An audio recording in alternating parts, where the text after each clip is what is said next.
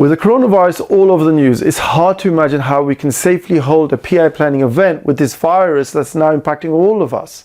I mean, we're asking for up to 150 people to come together in one location. Obviously not an ideal scenario when you've got a virus like this that's doing the rounds. So the question is, how can we take all that we've learned from all of the PI planning events that we've ever done for the last 7 years? I've been facilitating different PI planning events. How can we take all these ideas and experiences that we have so that we can design an effective, fun and efficient PI planning event, but this time remotely, where all of the participants actually are dialing in, and so that we do not have ourselves exposed to this kind of like risky virus. So let's have a look at 5 tips on how we can actually run an effective remote PI planning event. So the first tip that I'd like to talk to you about is the design. So the design of the PI planning event is obviously going to need to take into consideration the new reality that what we are doing is we're putting together a remote PI planning event rather than the localized face-to-face PI planning event that we've become so used to. So the first thing we want to do is we want to start with the end in mind. We want to ask ourselves, what are the outcomes that we are trying to achieve? But as you all know, there are 2 elements to this, right? One is the program level outcomes you're trying to achieve. What are the outcomes and goals you're trying to achieve for that the Agile release train is trying to achieve? What about the program? What are the dependencies that across all of the different teams, and what are the risks and the impediments at the program level as well? But equally at the team level, you've got equivalent artifacts that also need to be created as well, right? So it's the team goals, the team boards, and also the risks and the impediments as well.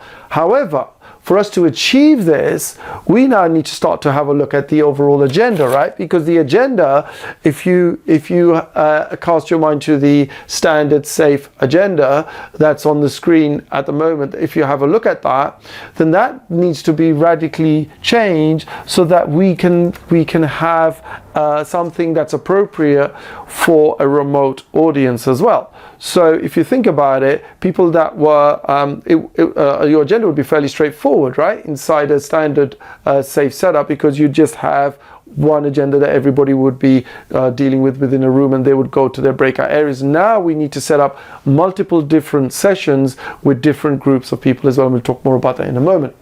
Okay, so the next thing, as I said, is that we need to have a look at the overall preparation, right? Okay, so when we are looking at the preparation for it, it's going to be quite different.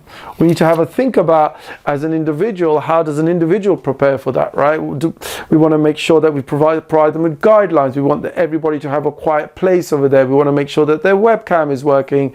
Are there headsets that we need to provide to them? We need them to be able to do sound checks, and we want to make sure that there's not going to be any interruptions on the day. So there's a bunch of things around an individual preparation as well. From a team perspective, we want to make sure the teams are supported and they've got all of the elements that are needed. So when they're doing their team sessions, they have the right people in the right forums there, so that they can have that tight communication. And similarly at the program tier as well. So they're going to be different individuals that are going to need to have their own requirements set up over there. In addition to that, you've got 2 key elements as well. The data is going to be different. So your data may be stored at the moment in a repository. It could be like, for example, I don't know, like a VSTS or a Jira or something equivalent. And you were previously taking those out and you were putting them into the physical, maybe stickies or printouts or whatever that looked like when you were doing a physical standard PI planning event. Now you are actually probably taking that from one of those tools into a more collaborative online tool that you can actually use. And I'll be putting up videos in terms of potential tools that you can use that can help you as well. But basically you need to think about that. Also now think about the network, right? So you've got 150 people now dialing in all at the same time. Can the network handle it, right? Whatever tool you're using, can that handle that? So we need to have a look at those things as well. Okay, so now in addition to that, now let's have a look at touch a little bit about diaries, but the diaries are going to be significantly different, right?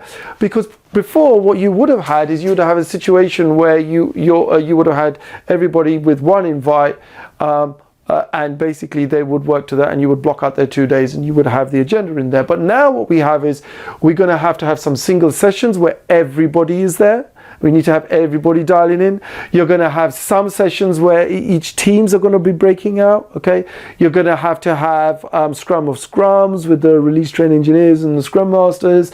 At the end of day one, you'll have a management session, and so you're going to need to set up all of these different sessions with different participants, with different objectives and different goals. And so you really need to think about how you actually do that. Okay, so that's the third tip. Make sure you have a really good think about what are the different ideas and tools, and who needs to be there for you to be able to set up the diaries effectively, right?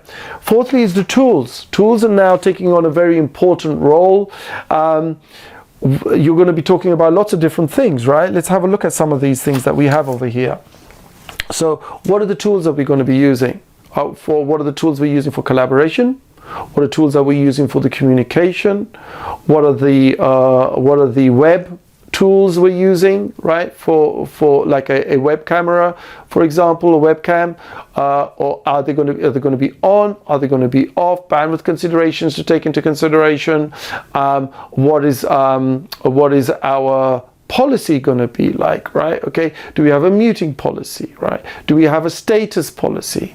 If I was to leave, do I have to update my status, where I'm going, when am I back, who's my delegate, what's my contact? All these kind of things we need to have a think about when we're putting together our tooling strategy and approach as well. What happens if our tooling breaks down, right? Do we have a plan B where we can go to if that doesn't work, right? So all of these things are now suddenly take on a new importance because we're now working remotely, and there's a strong reliance on this.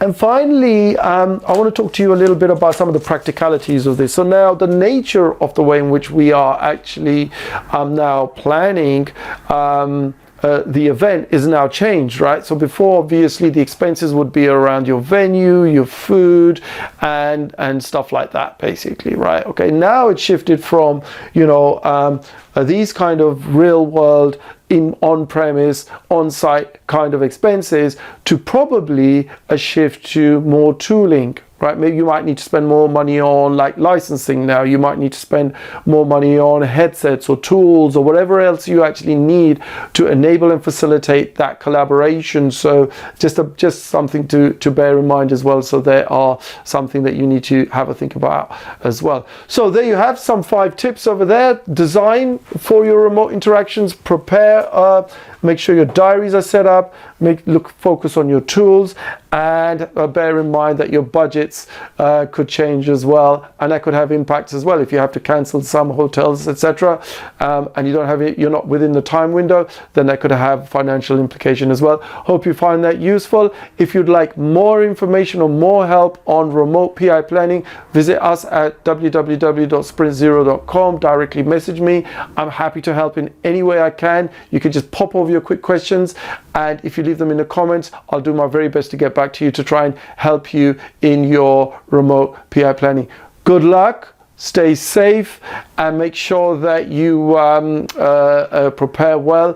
I'm very confident that if you do good preparation, you can have an amazing PI planning, even though it's not face-to-face. Okay, so good luck, and look forward to seeing you in the next video. Bye.